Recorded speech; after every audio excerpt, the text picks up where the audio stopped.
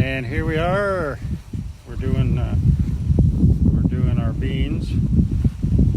Got a pretty good crop going of them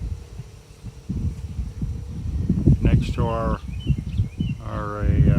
Roma tomatoes, which I haven't been staking because if you'll notice, Mrs. Country seems to be doing a lot of the work and I'm not, because I can't bend over. Yes, back.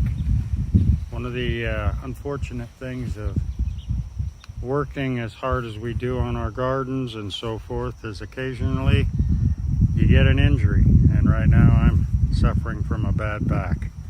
So bending over is not really something I want to do. I try, but I end up laid up. So we'll just do the camera work for Mrs. Country. She seems to be gathering enough. I'm going to show you when you're doing beans. Come on around. You've got to be able to pick up the plant enough to know or see that there are hidden treasures amongst these plants. They hide underneath, and you've got to make sure that you get them before they get too big. This is one plant. And see, there's beans. This is a different plant, and they just hide. But you've got to be really careful when you pull them up. Some of them are a little small, and you want to leave those. Look, there's one. There's another one. And you got to kind of know which ones to leave, of course, and which ones to pick. This one's a little small, so we're going to leave that. Can you see it? Mm-hmm. A little too small. You've got a bunch hanging right there. Right. Where? About 3 plants down from. Oh, I have to go that way. Yep, you just hovered over it. Yeah, there's some nice ones in here. You've got to pick about every day or every other day when you're picking beans. We really wanted to try to actually can some this year, but we seem to eat them before we can can them. So. Yeah, and the option of planting more to offset that is kind of difficult because we have so much and so diverse that we're actually narrowing down our crops for 2021 to some basics. We did some of that this year, trying to just do what we consume the most of, and we're going to fine-tune it even more for next year. We love the flower bed for bringing in pollinators. The tomatoes were kind of a disaster because of my back, but again, we'll do it again. And our asparagus over there, well, you know how asparagus is. You just got to deal with it. Onions and carrots, we do a lot of. As you see in this garden, it's a pretty small area. We don't have a ton of space, and our strawberries are being inundated by grass. We've lost about half of our yard.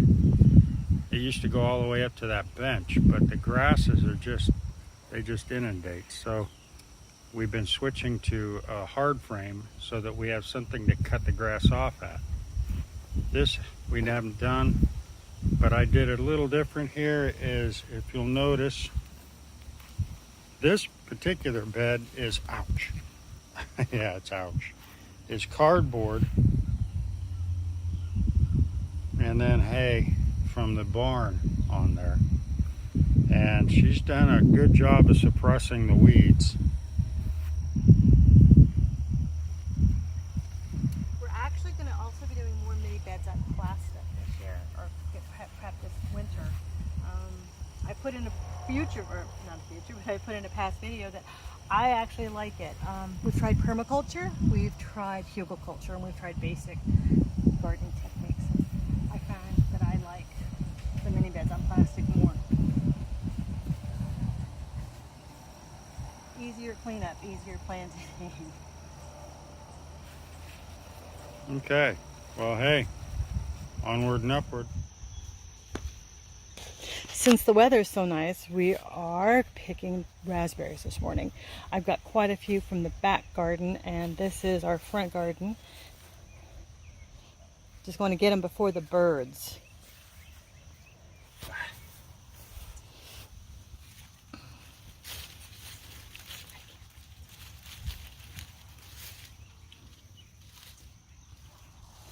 It's a basket.